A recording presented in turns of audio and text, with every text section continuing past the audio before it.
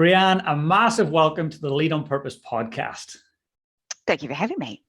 Yeah, it's so great to connect. As I mentioned before we hit record, I've been following your journey for yourself and Ethique for a number of years. Your products sit in our house. We use them. They're amazing. And I'm sure many listeners are going, oh, I have that product too. So I want to talk a little bit about it because your mission is rather mind-blowing and awe-inspiring. A lot of big brand products out there don't ever share their why. Your why, I feel like, drives everything that you do, and it's behind all of your verbiage, all of your marketing, but also personally, when I see you speak and you share yourself on social media, you're really congruent with that. So the one thing that really stuck out here was plastic-free palm oil, but also regenerating our planet through business, right? So that in itself, regenerating our planet through business. I had to write that down and think about that. What does that mean to you to really regenerate our planet through business? It's a good story. I'll start from the beginning, I suppose. So back when I was in the kitchen and I wanted to create a business that had a purpose greater than making money, right? I've had a couple of businesses prior and I sold them because I got bored. And unfortunately, it's a massive character flaw of mine, and I have to be constantly entertained, constantly trying to work through challenges, or I do get bored. And without a purpose, business to me is not as exciting. So I wanted to rid the world of plastic bottles, and cosmetics industry was low barrier because I'm a scientist, so I can formulate my own products. And in terms of actually entering the market, whilst it's very full and far too competitive, the idea of creating a plastic-free line was doable. So that's why the cosmetics company, to rid the world of plastic bottles. But as we've grown, it's become apparent to me that it's so much more than that. I always wanted Ethique to operate as ethically and as fairly and kindly and as humanly possible. So it goes beyond the products. It's, palm oil free. So difficult. Cannot overestimate that. I understand why the cosmetics companies don't do it. I encourage them to, but it's hard. It is a commitment. Plastic free, cruelty free, all of the things that I really think are bare minimum for companies producing a product right now. But I think the difference with Ethique is how we operate, and that's sort of where the regenerative comes in. To me, it is very simple. It's giving back more than we take, which is not something most businesses do. And they will typically, as people and as businesses, we underestimate the damage we do just every day, just by living and breathing, right? And it's unavoidable. And that's not something to feel guilty about unless you're a business.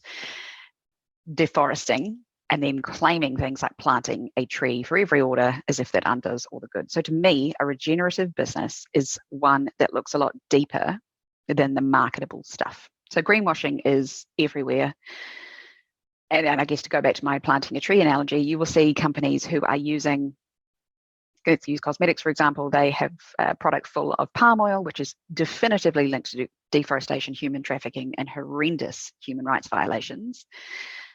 And then they're planting a tree at the end for every order. That's not a regenerative anything. That is not even sustainable, to be frank. But that is what their sustainability story is. Regenerative businesses, and Ethique is one of them, will go all the way back and say, right, I'm not using that ingredient because it's linked to deforestation. So we'll find an alternative, and an alternative that's not linked to deforestation.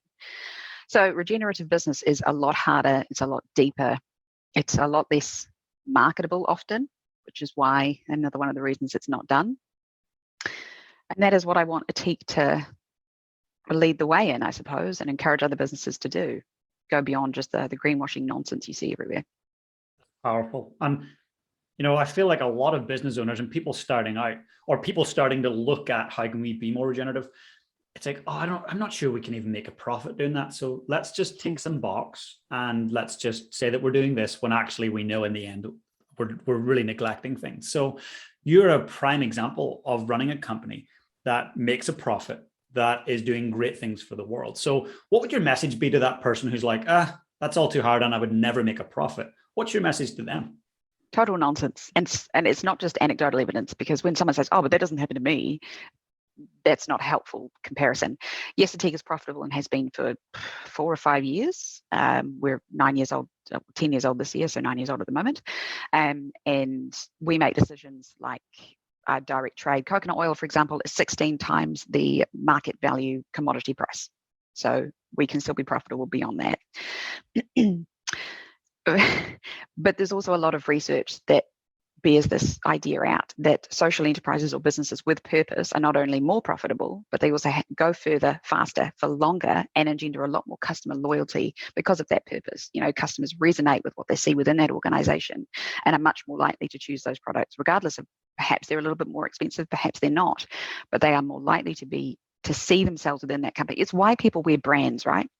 Designer brands are not for rich people. They are for your bog standard normal person, for lack of a better term, who wants to look like they're wealthy. That is what a brand is for. What you wear, what you buy tells a story about yourself and shows other people what you want them to know about yourself. The same is true of purpose-led brands. People who want to be associated with doing something good, and that is why purpose-led brands engender more loyalty, because people feel better about their purchasing decisions. That makes so much sense. When you look at some of the companies, let's say Apple and Tesla, like, people often will buy into those brands because of the story, Yes. And whether that story is good or bad, they buy into the story. So for you, and with being purpose-led, a lot of companies will spend hundreds of thousands of dollars in finding out, well, what's our purpose, or what can we make our purpose, right? What was your story, or what was your way you discovered that purpose? Did you spend hundreds of thousands of dollars with a company to figure out your company's purpose? Or were you like, no, I know what this is about? No. Ethique's purpose is my purpose in life. And I have been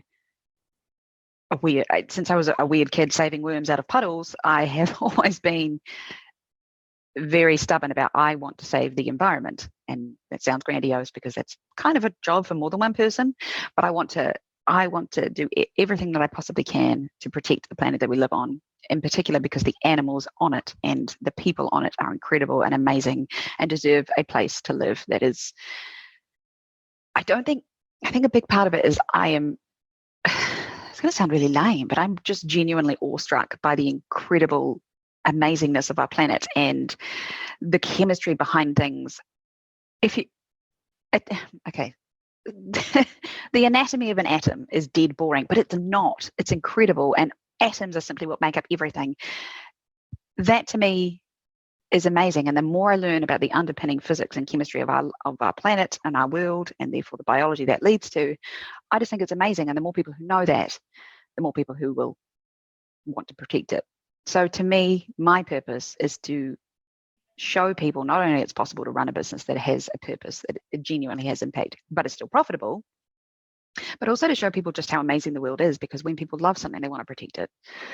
And no, I certainly didn't need $100,000 plus to tell me that. We spent $100,000 on branding, but never on purpose, because it's always been absolutely the core of the company from day one, because it's my core, it's my personality, it's my purpose, I suppose.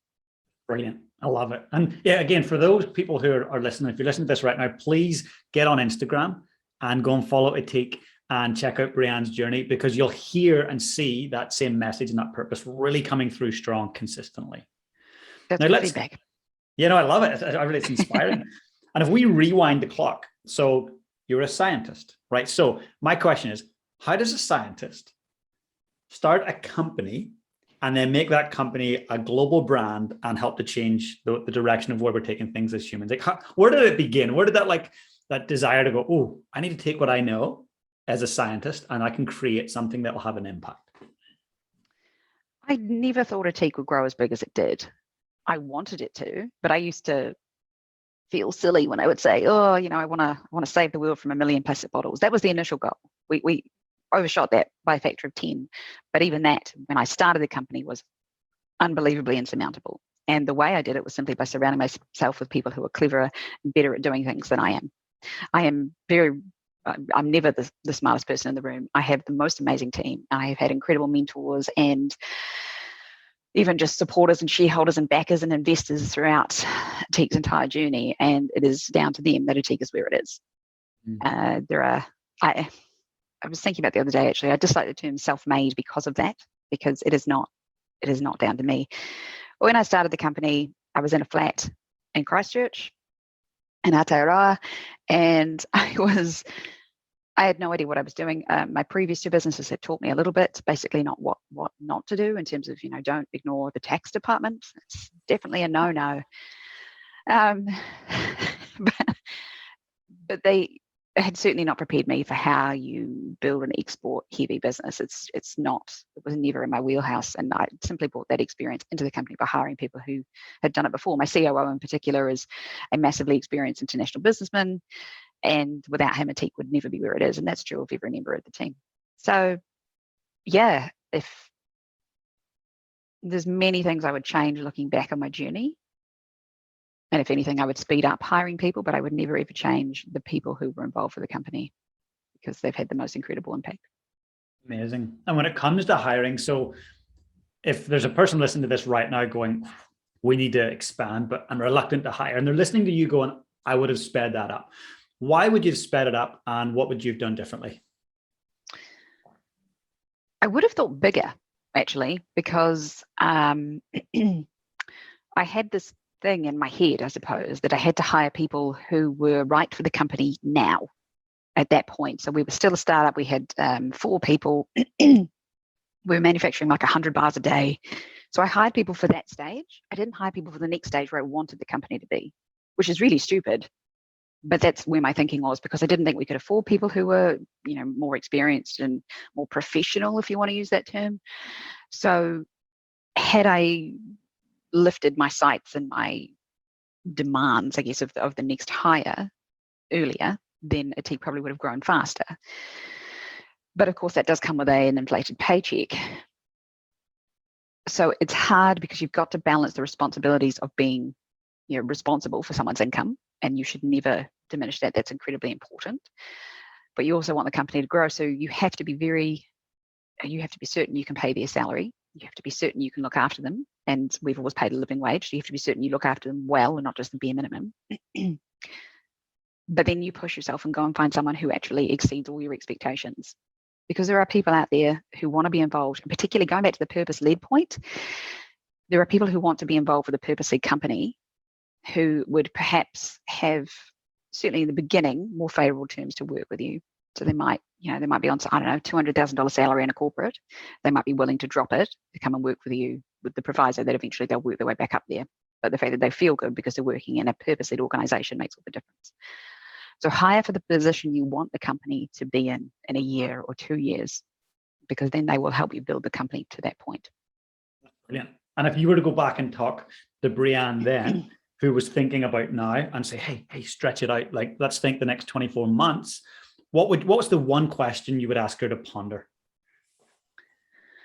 I think the mistake I continually made back then was thinking too small, which is bizarre. So I guess I would say, what do you think about 24 months and then double it?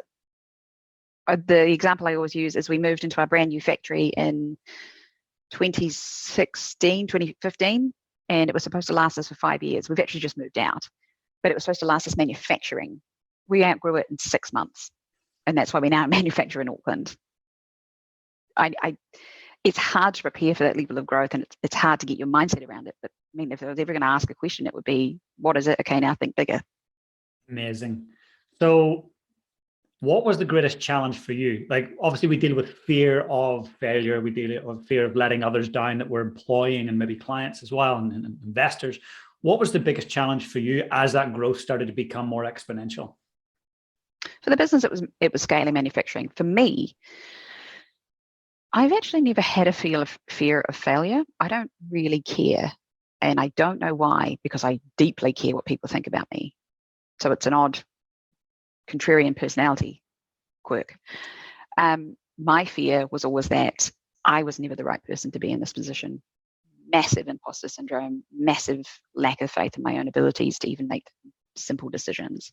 And yet at the same time, I'm also really stubborn and stuck on, this is the way we will go. And that is why Ethique has retained so many of its value, or all of its values, because I've been dogmatic about it. So for me, it's been growing confidence in myself, which comes with experience. There is no way to fast track that, right? And understanding that I do have a value in being here, and therefore speaking up in conversations where I think either it's going in the wrong direction or my opinion needs to be heard or whatever. So that has been a work in progress, and I'm definitely not good at it yet, but it's work in progress. Love it. So cool. And in terms of, for the CEO that's listening, or the aspiring CEO, what are areas where you go, you know what, that's not my strength, and I hire people who can absolutely dominate in that area? Broadly, anything particularly detail oriented. Now, when I was studying science, I was in the lab and I thought, well, I don't like this because it is particularly paperwork and you have to be very specific about what you're doing. That's great. It's not me. I hate finance. Money is obviously quite important and I love giving it away, but I'm not big on the management of it. So we have a fab finance team, ops team who do that. Logistics, operations, all those sorts of things that require a high level of detail and thinking, I guess almost like all the branches of the things that could happen. That's not me. I am creative, big picture, love talking to people, love explaining the story, love creating new ways that Ethique can do good, and also formulating the products. That's where the sort of the science comes in. That's my area of expertise. But yeah, details, operations, logistics, not interested. I love it. And was that like, because you started by yourself, right? It was just you who started, right? So was that a learned experience? Like, oh, I'm struggling with this, that I need to hire for this. Yes. Remember how I told you about the IRD or ignoring the tax department? I know I said I learned that, but I kind of ignored them well, not really. But yes, it was because I would have to spend more time doing stuff I hated and it would take me longer because I hated it. I'd procrastinate and it would take me off the stuff that would actually make the company more valuable. So one of the first roles I hired was an operations manager who took away the general admin side of things, and she made a big difference to my ability to go away and do stuff. But it was 3 years before I got to the point where we could handle that salary. So I had to learn, and look, grudgingly, I can do that stuff if I want to, but it's not actually helpful for the business or me. I will just do a bad job of it. And it took a while for me to learn that doesn't mean I'm bad at my job, because it feels, as a CEO, you should be able to do everything. You should know everything. And that's been a big struggle, actually, is as the company's grown, is I no longer know everything intimately that's going on. And that's hard. But it doesn't mean that I'm bad at my job. So I keep telling myself, because it's impossible to know everything that goes on, and it's impossible to be good at everything within a business. And if you were, it probably just means you're not particularly good at everything. You're okay. So that's tricky. That's also a work in progress. Yeah, I think leadership in general, right? And no matter who I'm chatting to, it's never like, hey, I arrived at this point in my leadership journey. Like I got to the destination. Like every single leader, whether they're running countries, companies, governmental organizations, they're like, hey, we're on a journey. Like we're figuring things out as we go. I get it. So how do you lead? Like if I was to chat to a couple of your staff members, we're like, hey, how does Brianne lead you guys? What are the conversations like? What is the autonomy like? What's your style of leadership? I like people to be able to stand on their own 2 feet. So my door is always open. People will come and talk to me whenever they like. But if someone comes in and asks me a question, I will ask them another question to help them figure out the answer themselves. And I don't do that to be annoying, but I believe that one of the most important things you can develop is self-reliance, grit, a little bit like the entrepreneurial stuff you need, right, to keep on going, is perseverance and the ability to problem solve yourself. And look, I'm not horrible about it. If people are genuinely stuck, of course I will help. I will put everything down and help you find the solution without an issue. But I have found that through that, it's only a few months before people are coming to me with a problem, but then they're like, but we fixed it and we just want to let you know. I'm like, you are awesome.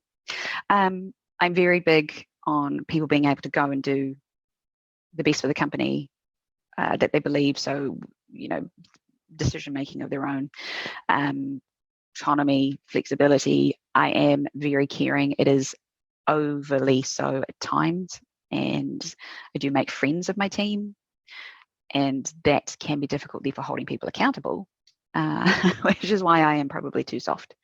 But that is also something I'm working on. There's a lot of those, isn't there? But that is exactly your point. Leadership is a journey. There is no perfect leader out there, and I just tend to be too soft than the other way around, which I'd rather than saying that. And I'm sure your staff would too. You're that affiliative style of leadership where you really get to know your staff and you really become their friend and you want to engage in what's going on in their life. There's so many benefits, but the number one, and the data shows that the number one challenge is when you've got to have the tough conversation. That's even harder to do because you've got that connection with them, right? Yeah. Yeah, that's not pleasant. But that's why I, again, surround myself with people who are, any word I think of sounds horrible, tougher, colder, firmer, just better at that. And I learn from the way they do it. And they still do it in an empathetic way. But to me, it's remembering that holding people accountable is not a personal attack or a personal insult. You can have a very pleasant conversation and get the same outcome. We're not a company that ever shouts at people. No one in this organization is. And I have to remember that confrontation doesn't have to be terrifying. It doesn't even have to be mildly scary. And if I screw up, like I'm working for you and I make a big failure, something happens, what's the process? What's the conversation you and I would have? I would figure out why. I don't know if that goes back to science training, but I've always been very passionate about understanding underlying causes of something, because then you can, A, prevent it happening again, and people can understand what they did wrong in the first place. So there would be no shouting or no, I don't even believe in blaming people. If someone comes up and owns up to a problem, that's great. That's all, that they already feel guilt enough, right? They already feel terrible. There is absolutely no benefit at all in being punitive. So we would figure out together, we'd figure out how it happened and figure out what we would do in the future to prevent it happening. I mean, I would expect them to go and fix it, but they would not be fixing it on their own. Right. And the wider company would not be made aware, as I've seen some companies like publicly shame employees, and I just think, what on earth are you doing? That would never happen. Isn't that great though, to have examples like that you can look to and go, thanks for kind of explaining to me what I don't want to be. This is very true. Yes. I see it in international politics, something I don't know a lot about, but I see some big leaders and I'm like, oh, cool. That's how I would not like to talk to someone. Yeah, that's very true. Yeah, I mean, we have a great woman prime minister, obviously, and she has some great aspects of leadership that I like. And that's it. And I think when we look at any leader, I'm sure if I was to step into Ethique and chat to everyone, do a 360, let's say, there'd be some of your leadership styles that they love. And then that will be like, hey, that's her greatest strength, but also that's her greatest weakness. Yep. So it's nice to be able to kind of sit back and reflect on, okay, what is my style and where does it serve me and where does it not? People do ask me for more feedback. I don't give enough. I give lots of positive feedback. I don't give enough on the other side. So that is, again, another work in progress. That's cool. Because I find it uncomfortable. And what do you find uncomfortable about that? Not negative feedback, but feedback that pertains to their performance. For me, it's making sure that people are aware it's not personal. So it's not about them as a person, it's about their skills. And I'm still separating in my brain when I say, oh, I didn't love that such and such that you wrote, and this is why. I'm not attacking the person. I'm not talking about the person. I'm talking about the work that they've done, which is separate from them. And it's just separating that in my brain because to me, I think it's because Ethique is me. Right? So anything that happens bad to the company feels like it's happening to me, and that's ridiculous and unhealthy, I'd imagine, way of looking at things.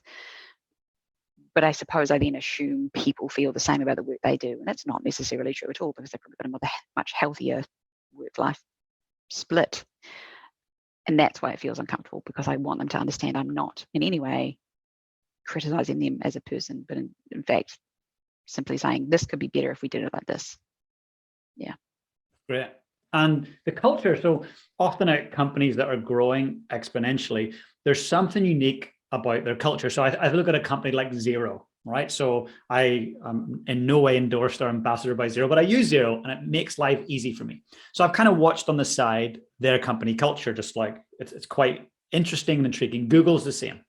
What makes Ethique's culture unique? I think it's because we're all here for the same purpose. We are here to genuinely make, everybody has different parts of the brand that they resonate with. Not everybody agrees with or is as passionate about all of the values as some others are, and that's fine. But we're all here generally because we want to make the world a better place. And I think that helps because you've all got a common purpose to start with. As for being, culture starts at the top.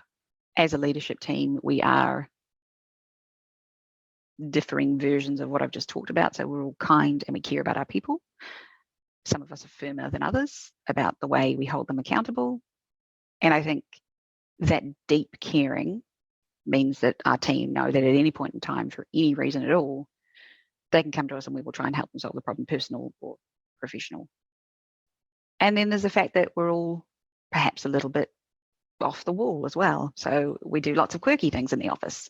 We do lots of fun stuff. I have a particularly dark sense of humor. So do some of the team. And it's a meshing of all of those different senses of humor that I think create quite a quirky, off the wall workplace, because you have to, because in a company that's growing this fast, at times it's chaos, and it doesn't, like, I couldn't hire enough people to make it perfectly seamless all the time. So there is a level of chaos at times. Say a product launch, for example, it's stressful the first couple of days before and after, and there's not a lot we can do to prevent that. We can do a lot to make people feel better while they're in it, and some people love the chaos, and sometimes it's not for those people. When you monitor that, you see if you can look after them, and then next time perhaps you give them a different role within that so they don't feel so much stress the next time.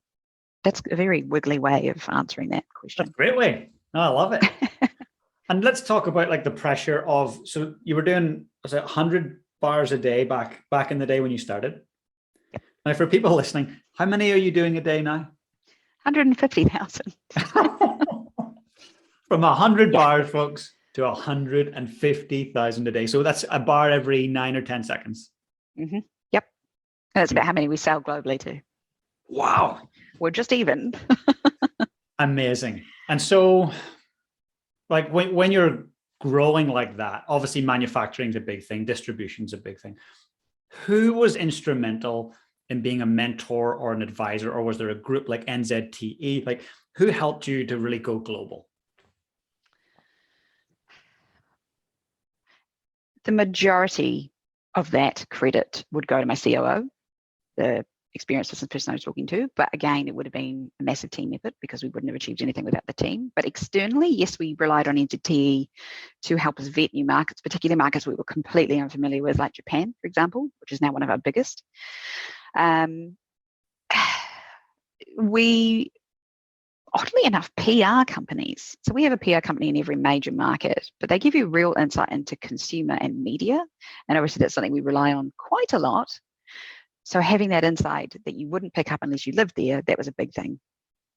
And it's actually not somewhere you see businesses recommended as getting that expertise, is through PR companies, is the insight into the consumer landscape. But actually they've been phenomenally useful. We could never afford focus groups and, Bain.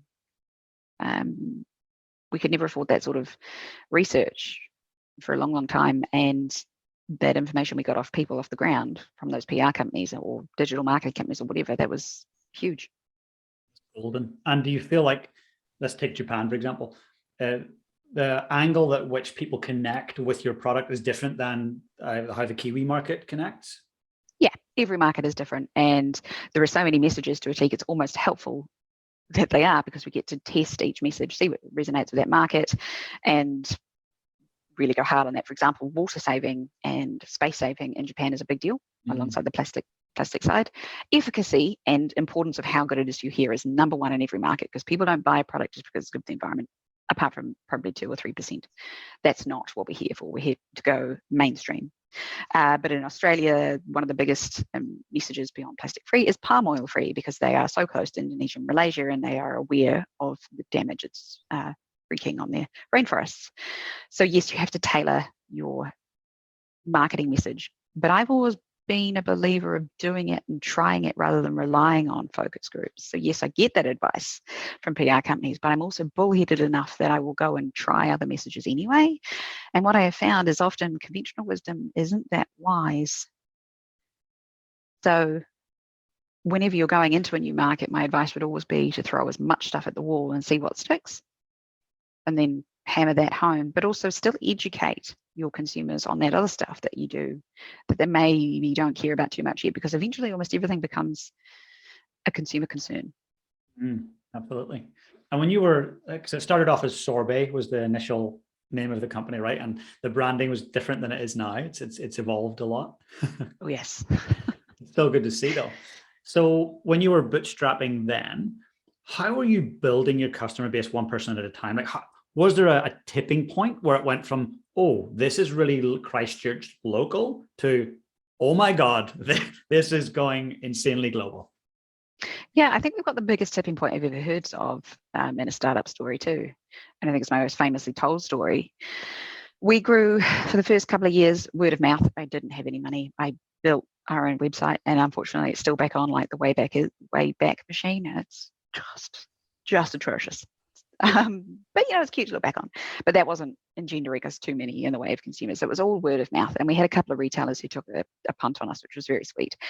But we were growing slowly and gently and manageably until I was in Hawaii for a women's leadership conference, and I met a Forbes reporter. The Forbes reporter, whose name I will remember for the rest of my life, May Fox. Thank you very much, May. She wrote a piece for us in Forbes.com. And being a Kiwi entrepreneur, I knew of Forbes, obviously. It was very exciting. And I thought, wow, the world will go off. This is going to be very exciting. Nothing happened. Nobody read it. It was in sort of an obscure section of Forbes.com. So nobody saw it. But a reporter from the Huffington Post, she did see it. And she wrote a follow-up article on us. And everybody and their dog, I think, saw that. It was crazy. That was the tipping point.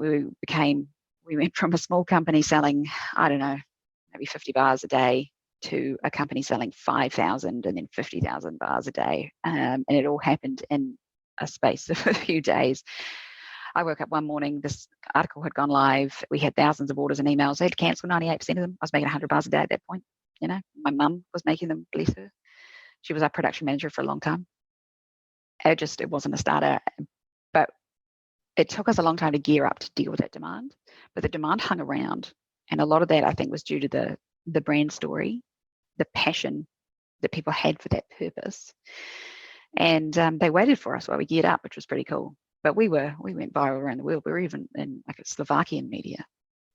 Amazing. And I think a couple of big celebrities got on board as well. Was it Britney Spears and something else? Ashton Kutcher. Ashton Kutcher. Everyone gets excited about Ashton, and I know he was arguably at that point more famous, more in the media, I should say. But Britney Spears was I grew up listening to Britney songs. Likewise. It was like my dream. Yeah, my dream celebrity. I about died because my mum texts me. She texts me at 7 o'clock in the morning and she said, Britney Spears has shared you on Facebook. And I said, no, she hasn't. Of course she hasn't. That'll be a clone account or a fake or something. And she said, no, it is. And I saw the little blue verified tick, and I don't remember, which annoys me because I must have been so excited that I just blocked it out of my memory. But I was so excited, and the team were beside themselves. It was amazing. It was very cool. And then Ashton made a video, which was also cool. Britney Spears. Sorry, Ashton. No, I'm with you on that. It's so good. Like, I don't know, it's just it must be the most amazing feeling to know I created this product for a purpose, and now the world is embracing it. It's no longer just this thing going 50 bars a day. It's 150,000. You don't think about it that often. I think the time you think about it the most is when you see it on foreign countries' shelves. Because it happens around you, it feels almost slow, right? You see all this growth is exciting, but it feels slow because you've worked so hard to achieve it. But when we tour in New York and you wander into a Target or whatever, and you see it on shelves, you think, oh, it's real. That was made in our lab. That packaging, we agonized over the color, little tiny things that consumers have no idea go into it. That is when it all sinks in. It is very cool. It is also weird. I won't deny it. It is weird. Yeah. What you've created is special because I go into my local Countdown, so a supermarket here in New Zealand, and I get to the aisle where all the toiletries are. I need to get shampoo, and I don't want the bottle, so I go and I look, and Ethique stands out. The colors, like the Pinkalicious, right? Take that for example. The color is delicious itself. It's like beautiful. So I can see that you guys have agonized over the small details, but that I have a second to decide, and there's 2 or 3 options there, and one of them might be slightly cheaper. So I know that there's cheaper products out there than Ethique, but Ethique stands out.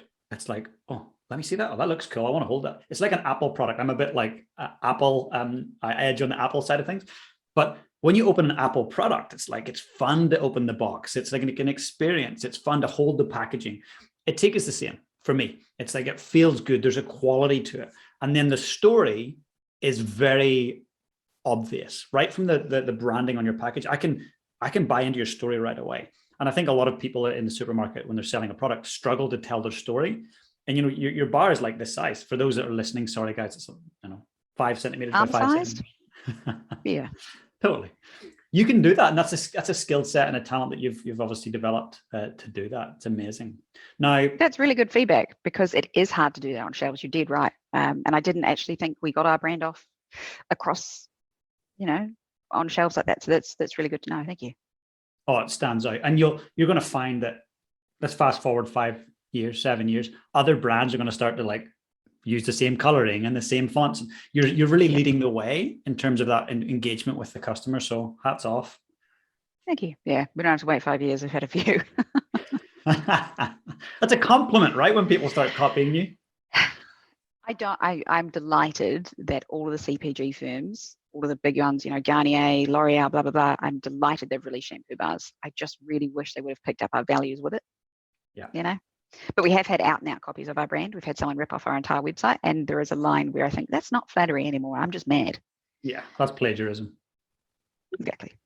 And that's interesting about the values, because often I'll chat to CEOs and leaders like, hey, what do you believe about business? And it's a really interesting question. So I get two answers generally. One, all businesses exist to make a profit. So, okay.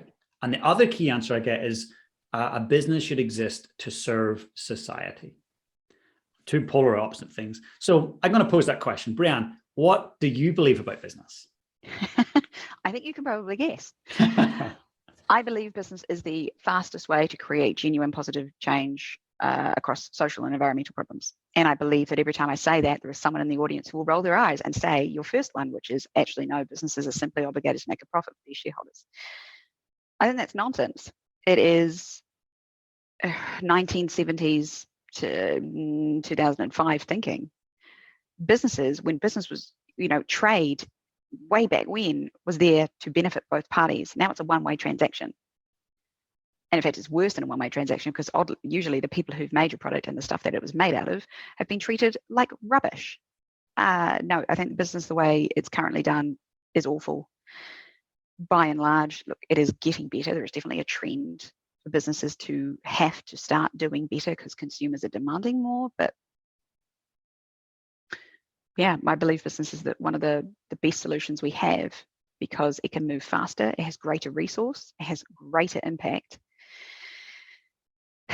Whereas governments, look, personally, I think you'll be waiting forever if you get waiting for them to do anything particularly useful. And nonprofits, the work they do is fabulous, but they are beholden to grants, and that is hard because it makes them, unfortunately, beholden to people with resource. Business has resource already. Absolutely. And in terms of where you're taking it, so I want to get granular for a second. For those people that roll their eyes, listen up. So, hey, you got to drive a profit, and giving your money away, it just doesn't work like that. Let's talk about what you have done and what you have donated. Let's talk about some dollars if you're willing to share that stuff. Yeah, well, we've donated $2 million so far, and we're looking to do 5 in the next 5 years, which is pretty cool. Amazing. I don't like saying that. It feels good should be done in the dark. Do you know? Yep. But also in saying that, as a business, it's also a marketing opportunity. But we do good because we want to do good, and then we talk about it as a marketing afterthought. So when I talk about, yes, we've given $2 million away, that's fab. It's very exciting, and I love that, and I feel really good about that. We only added it up last year, so we didn't realize in total how much we've done. Yeah. But it feels funny talking about it like that. What I love talking about, is we've saved 216 acres of rainforest through the Rainforest Trust, or saved 18 million plastic bottles. Those are the sorts of ways of quantifying that I think are really cool. And I think, well, New Zealanders, so I'm not a New Zealander, but I can definitely say this because I've been here long enough. I think that New Zealanders are generally very humble, do not like to brag, and often look down upon people who do brag. But there's a downside to that. So in this case, when you're doing such good work and you say, hey, guys, we run a business, we have a ton of fun doing it, we do good for the planet. Oh yeah. And also we're able to donate a substantial amount of money. It actually sets a precedent for other companies and other owners to go, they can do that. I need to reach out to Brianne and figure out how she did that. We could do that too. So let's say 10 people are listening to this that run a company. They take this model and they all raise 2 million over the next 5 years. Well, there's 20 million, right? Yep. 10 million, 20 million, 30 million, that's going to be added up. And to me, that's why this conversation is important, that we talk about you're able to run the business at a profit and donate and have a purpose behind what you do. That is a really interesting way of thinking about it, actually, and it does change the mindset. Because you're right, I do want to inspire other businesses to do the same thing, and it's not pointless and awkward feeling bragging, which you're right does fundamentally feel awkward to me because of the culture I grew up in. But you're right, if it encourages other people and other businesses to do the same thing, well, yeah, we should talk about it more. I mean, when we told our American PR company that figure, and it was only a couple of months ago again, as I said, they were like, why have you not told us this before? Fair point. Yeah, it's important. And where's it going to next? So, and I'm going to ask you this with this filter in mind. So you had this advice for Brianne a few years ago of, hey, think bigger. So right now, if we're looking at things right now, where are things going to be in 24 months? What's your big epic goal that you're moving towards? So we have a goal. We want to save 500 million plastic bottles by 2030. I'd love to save 250 million within the next 24 months. Amazing. So half of that goal. Look, when I say big, hairy, that's on the edge of not possible. But hey, I thought that about 1 million. So I do, and with that obviously is a subsequent amount of growth. I want Ethique to be the trusted, let's put a number on it, $1 billion brand that people believe is in it for the right reasons. For example, when you think about Patagonia, the outdoor clothing company, you feel that they're absolutely in it to make money, but absolutely they're going to make the best choices for the planet. I believe that wholeheartedly. I don't believe that of many other businesses, if any. I want people to feel like that about Ethique. And so that comes with more brand awareness, but also doing more good. So with that growth, obviously we will be able to donate much more. If we hit that 250 million plastic bottles in the next 24 months, well, I mean, that's a lot. It's a lot more than 5 million donated. I also want to implement more policies, work more directly. So I talk about our supply chain a lot. And without question, the biggest way business could have the most impact on people and therefore planet would be to tidy up supply chains. Because if you pay people more than enough that them, actually what they need to live on, then they are far more inclined to go and solve their own social and environmental problems. And you don't need to be a white savior about it and go and try and fix and then inevitably break something more, right? So if we as a business go out there and work more directly for every single ingredient we source, because we do it for ingredients that we can do right now, but if we go out and find and work with cooperatives to produce ingredients that they perhaps don't know how to produce for the global cosmetic market, then that's going to make a huge change. And the one I'm talking about in particular is palm oil. And the reason, if we had a global boycott of palm oil, we don't use it. We're certified palm oil free, but that's not actually the solution. The only reason we've done that is because palm oil, as it stands now, I don't believe there is a genuinely sustainable version of it. I want to go and create one, work with and almost buy back farmers and cooperatives who've been effectively trapped by massive corporations into this awful cycle that destroys people and planet, and provide them the funding that they need to create a cooperative structure that benefits them and the planet by providing sustainable palm oil. If we all switched off palm oil immediately, it would be devastating for the planet, because palm oil is incredibly efficient as an oil, and we use it a lot more than you might even imagine. So those are the sorts of things, really big picture thinking, how you would change. They're daunting. I don't say them to too many people because people look at me like I'm insane, but people have also looked at me like I'm insane. So, meh. What I love is you even said the word about 5 minutes ago. You said impossible. It seems impossible, but I think the people that do make the difference that needs to be made, they live in the land of impossible. Like living in the land of possible is like, yeah, we'll grow and we'll make some more money and we'll make a little bit of impact. But when you live in the land of the impossible, well, you're willing to do things that otherwise you wouldn't even consider doing. And so I love that you're saying we need to replace that. We need to find a substitute globally for palm oil. That's next level thinking. And interestingly enough, I would say for those business owners out there, the number one chokehold on any business is the leader's psychology. And when a leader, the CEO or whoever it might be driving the company, whenever they have a scarcity mindset, limited mindset, like let's just make money for our stakeholders, things, they stay here, they sort of stagnant. So you have this possibilitarian mindset where you're like, let's see what's impossible and let's just make it possible. Yeah, that's a really nice summation. I know it annoys people. There is a caveat there because some people are like, oh, you're just so idealistic, you're not practical. And I know that it annoys people, but I've also never, ever found something I can't bring around to my way of thinking if I'm given enough time. And I get it because you are taught through your entire life that most things are impossible. It's impossible to change systems, but it happens all the time. Change occurs all the time, every day, all day. It's totally possible to change things if you don't like them. It's just hard, and that scares people. So I do get those eye rolls. It's a sign that you're on the right track. I think when people are rolling their heads or their eyes, it's a sign that you're doing something that really matters and that really gets under people's skin. And keep doing that. If you're not getting those responses now and then, maybe you're not dreaming big enough, right? That's probably very true. Yeah, very true. Now, can we rewind a second? So you mentioned Hawaii, and you were at a women's leadership summit, conference. Yep. So let's talk about that for a moment, because that led to meeting the reporter from Forbes, which led to the Huffington Post, and then the tipping point. So a lot of leaders, male and female, try to be stoic, try to go on their own, and I've got this. But the fact that you flew yourself to Hawaii, you wanted to be at this leadership conference, you wanted to develop your thinking. To me, that's amazing. We need more of that. So how important is ongoing personal leadership development for you? Massively. I think as a person goes, I'm quite self-aware, and it's like you're two people at times, because you might be having a reaction. The other side of your brain is like, this is an unnecessary emotional reaction, but it doesn't necessarily stop. Feelings or thoughts make feelings.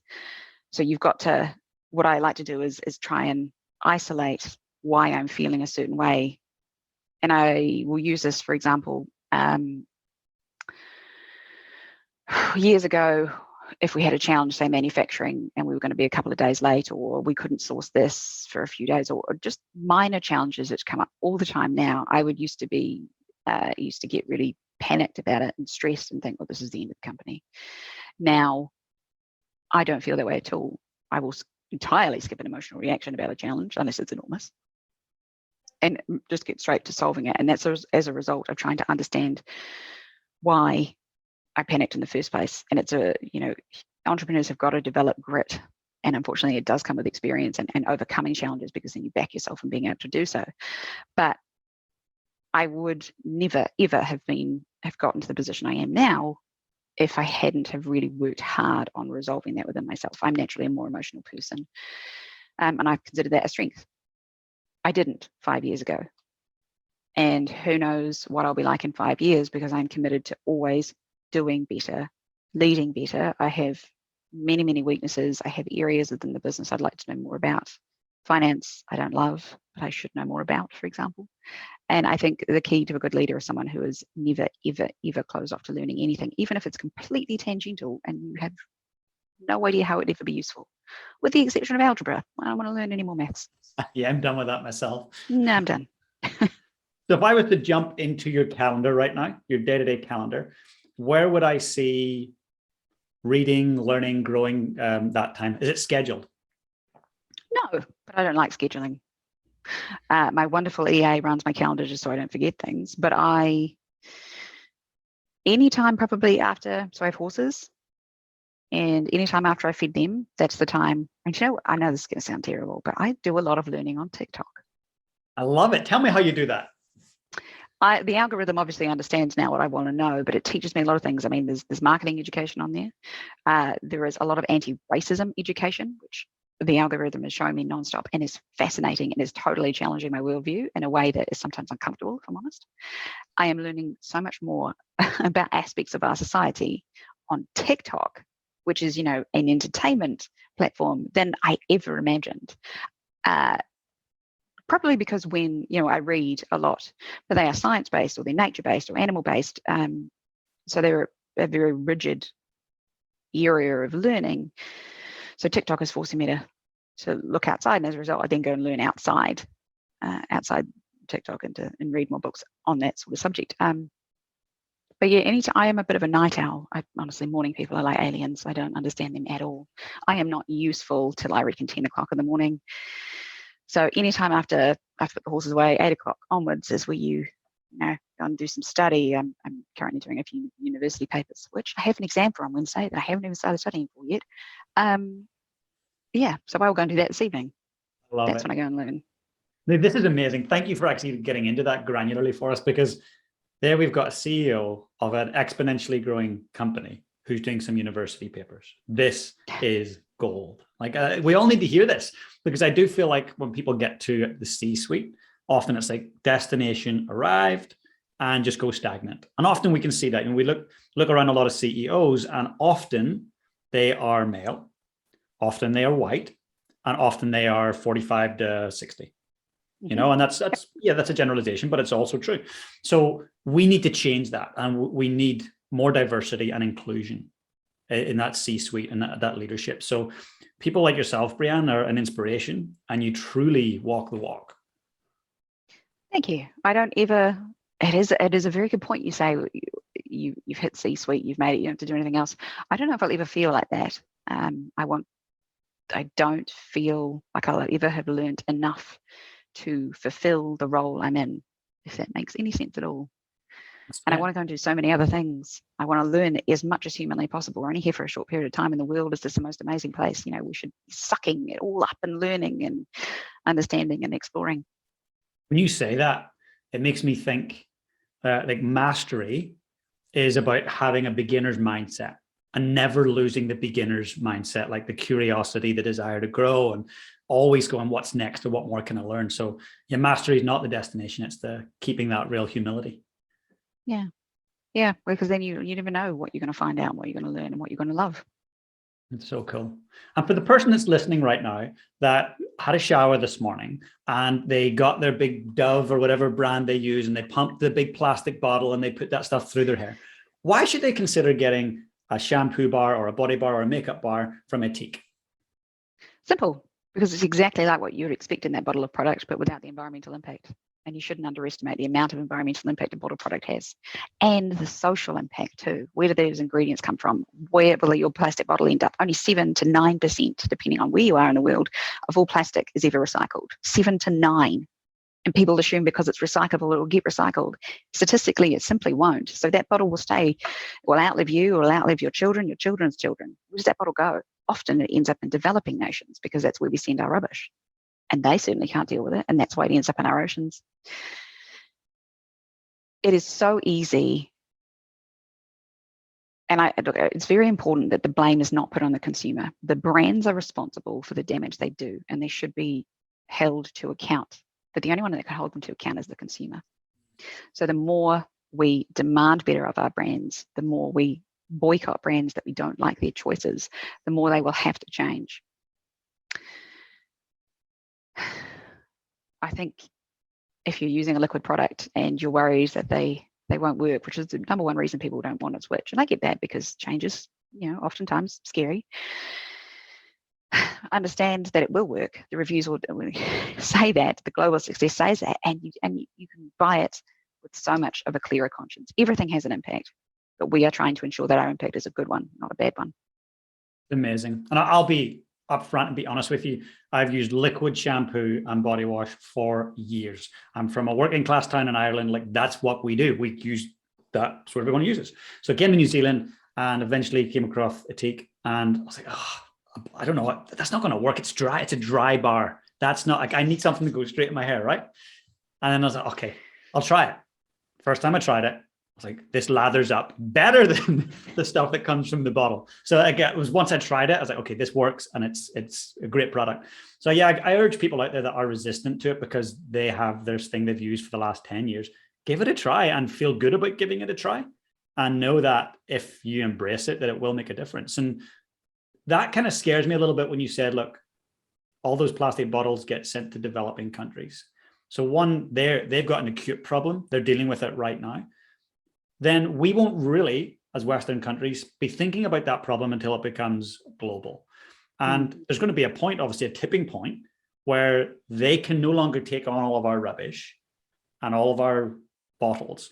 So at what point then it goes into the ocean, and then we extrapolate that over, say, 100 years or 200 years. Potentially that has the difference between our Earth thriving or dying. Yeah, and I think your hypothetical scenario is a little bit too long term, because it's already having massive impact on our oceans. I mean, some countries have already said, China would be the famous example, saying, no, we're not taking your rubbish anymore, and absolutely fairly so. And it's frustrating to me, because I don't see why this problem isn't easily solved. Simply incentivize companies to use recycled plastic by putting a tax on virgin plastic, and all of that tax goes straight into building recycling infrastructure in those countries. Granted, I'm not a policy person. I don't understand how that sort of thing works, but it just seems like a simple solution. I'm sure it isn't, but it certainly seems it. Yeah, I agree. Yeah, it's interesting. I was interviewing an amazing guy called Kip Evans. It was about a year ago. And Kip is a National Geographic filmographer, and he works with Dr. Sylvia Earle. And he's amazing. So you obviously have heard of Dr. Sylvia? Yes, I have. I've worked with her. Yeah, That's cool. An amazing woman. Yeah. You two are both amazing women. That's cool that you're collaborating. I love that. So he put together this amazing documentary called, I think it was Mission Blue, on Netflix. That was his baby, so to speak. And he just shared with me about what's going on plastic wise. And it is scary to think. And it comes from our bathroom, and it comes from our little bottles of water we buy and chuck in the bin. So what you're doing is essential work. Like, we need this for our planet. And I want to salute you. And you do it with a smile. You do it with humor. Like when people take a moment to jump on and check your Instagram out, it's great. You're running a business and having fun whilst doing it. As I said, you're only here for a short time. You can have an impact and you can still have fun doing it.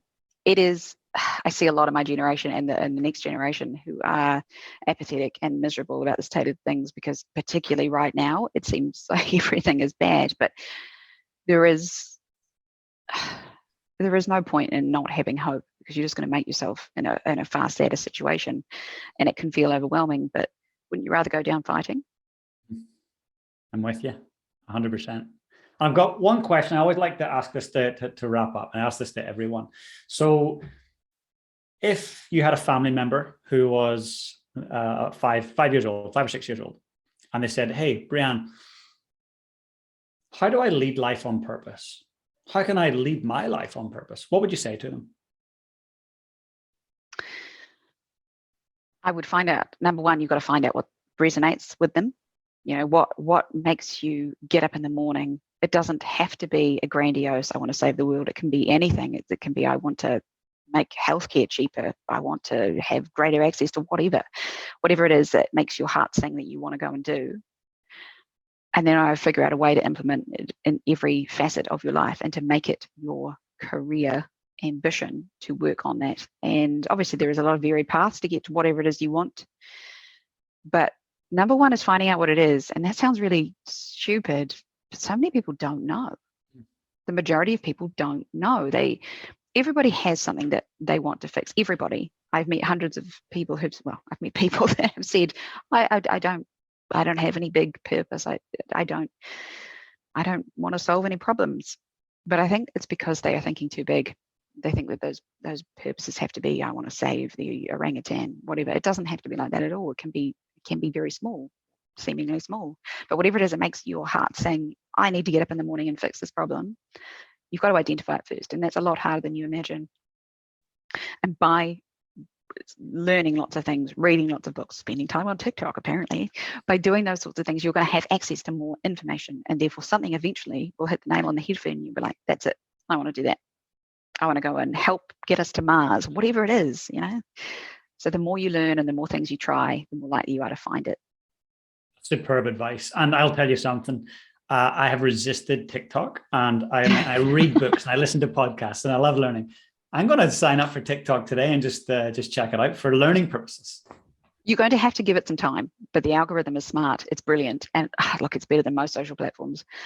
It's when it understands that what you want to look at, it's fabulous to just, I know then people are in an echo chamber and that's how extremists are born. I get that that's also a bad aspect. But for me, it is showing me more and more of the stuff that I want to learn and to engage in. Powerful. Caution required, but you need to give it a bit of time. And hey, I'll sneak one last one in too. If someone wanted to join your movement, the Ethique movement, wanted to work for you, wanted to be a part of it, wanted to contribute, how would they go about doing that? Well, I mean, we're forever hiring, it seems. So keep an eye out. And it's not always in Aotearoa New Zealand. We've also got offices in the USA and the UK. Follow us on social media because we're always requesting trialists and testers. So if you want to trial products, that's still helping us. It might feel immaterial. And the other thing, of course, is every time you purchase a product that is more environmentally friendly, you are making a difference. It feels small and it feels inconsequential, but everything you do makes a difference. Amazing. Well, I just want to wish you all the best. And what I'm going to do in the show notes is I'll make sure and put in all your social media channels, the website, so people can go and check it out. And if people are, say somebody's listening from South Africa or South America, can they order internationally? Depends on the country. South Africa, no, not at this point, but give it time. But there are, in countries that we're not in, we have inspired a movement of companies who are doing something similar. So there may well be something local to you. And just one caveat, they may have the solid bar format, but just make sure they've got the values underneath. Some of the bigger brands have not. Good to know. Look out for the detail. Yeah. But yeah, we ship to America, Canada, UK, parts of Europe, New Zealand, Australia, parts of Asia. Amazing. Yeah. Now keep up the amazing work. And I cannot wait in 24 months to invite you back on and we'll check in with that big, massive, hairy, audacious goal. Now worry about saying it. No. Fingers crossed, you can but try. You can do it. I know it. Now, thank you so much, Brianne. Thank you very much for having me. It was a great chat. Hey guys, if you enjoyed the content today, please smash that subscribe button below. And if you want to become part of my community, I've got an amazing free Facebook group. Please come and join us. The link is in the description below. And also, if you've got any questions about today's session, I'd love to know. Just comment below and I'll be sure to get back to you guys. Have the most amazing day.